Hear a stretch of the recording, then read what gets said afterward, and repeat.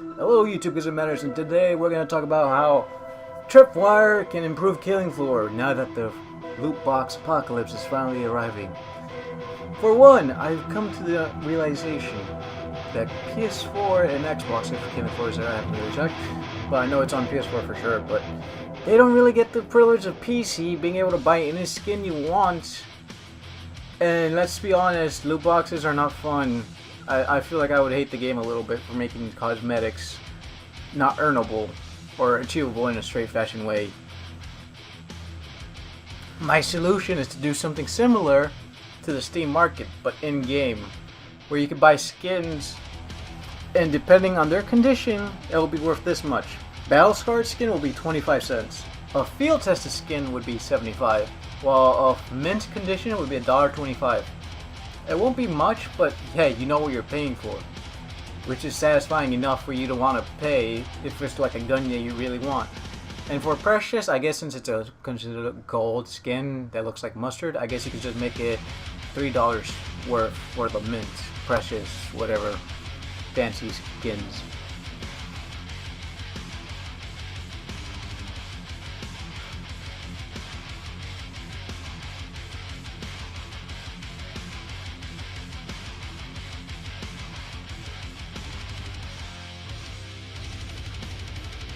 Solution to the vault crates, actually. Something that would be really nice is a vault market to trade skins between each other, because I have a camo that I want to trade to my girlfriend, considering that it's a camo that I really don't care about, but I know she will love it, so it's like kind of a sad point that I can't just give it to her. If it ever comes to the point where I can trade my vault skins, I want to be able to do that.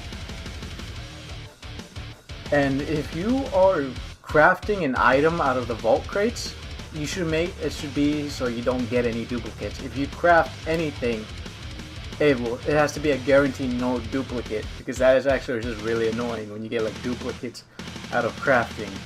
That's one problem that could easily be solved right there. And another solution to the fact that nobody gets emotes unless you pay for it, why not make emotes earnable for completing the collectibles on each map? If you complete the basic 10, you get just a basic emote.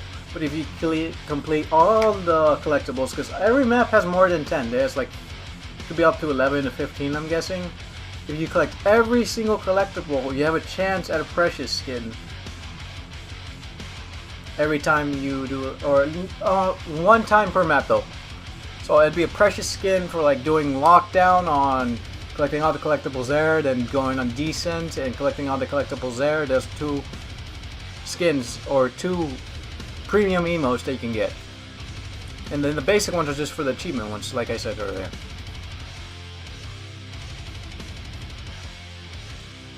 Okay, now let's talk about Airship.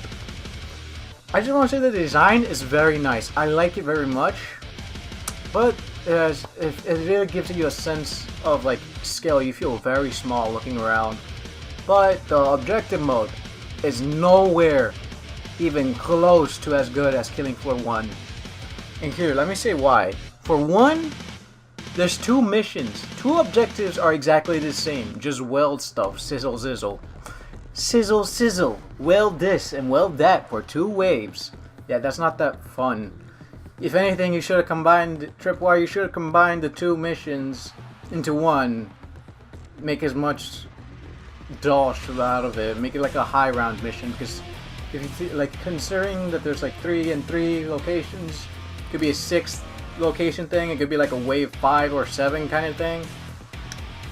But the reason that it doesn't compare to the original is there's more unique stuff happening in Killing Floor 1. Sure, they still have to start off with the welding, but that was to open a door to get to a new location.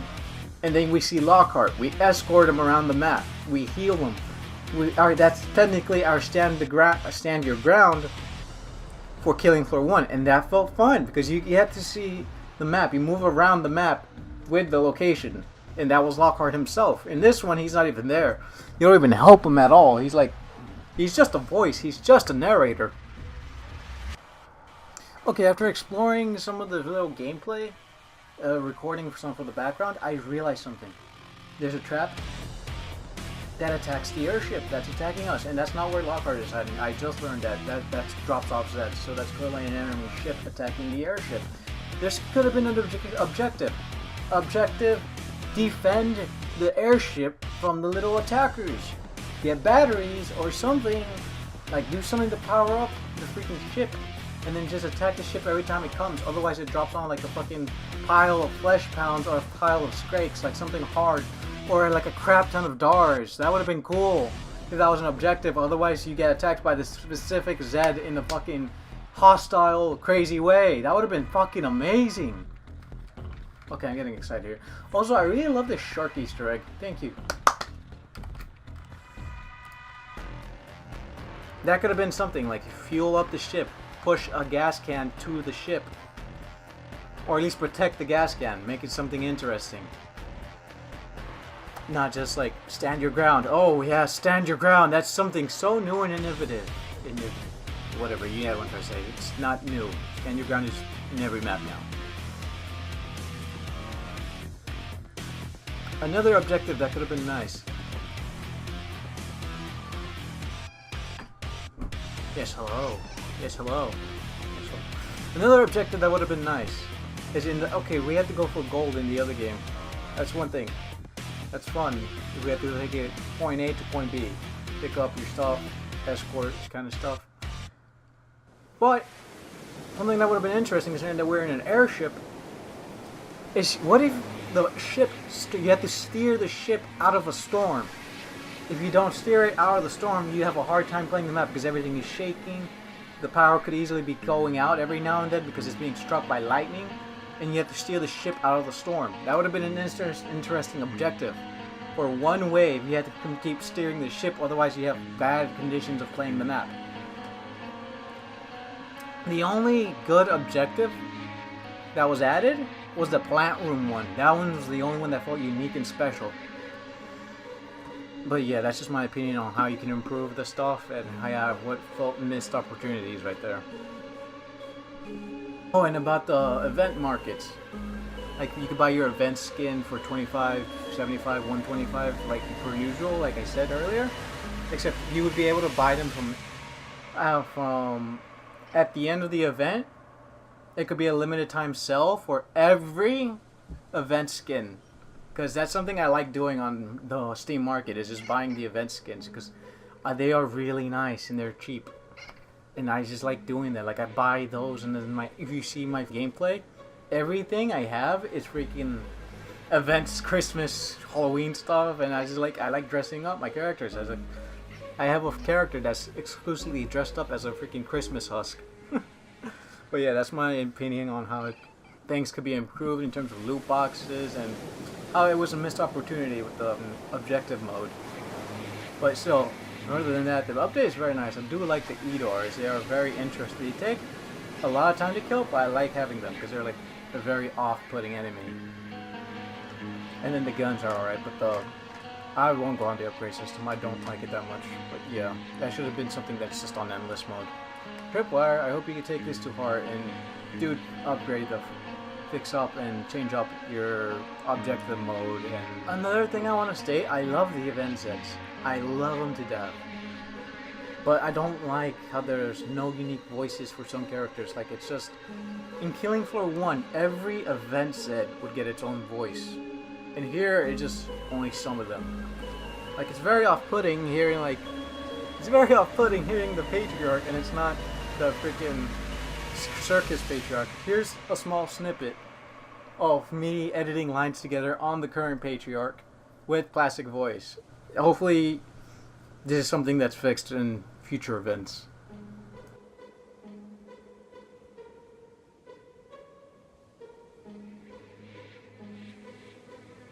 It's the final act for you.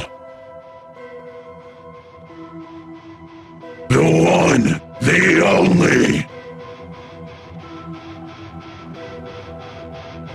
Not yet. There's still more to come. Encore. They demand an encore.